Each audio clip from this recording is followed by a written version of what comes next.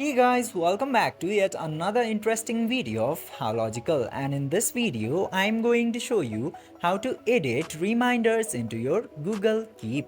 So without any further ado, let's dive right into this exciting video.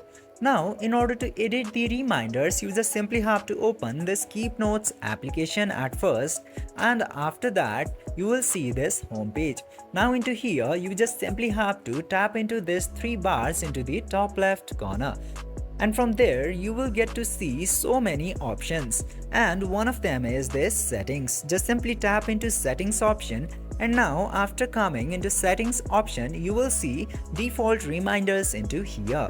Now in order to edit or change the reminder, you just simply have to select any of the morning, afternoon or evening reminders that you want to edit.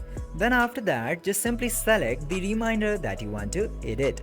Now in order to edit the reminder, you just simply have to move this pointer according to your preference. Then after moving this pointer to the time that you want, click to OK button. Then after that your reminder will be edited.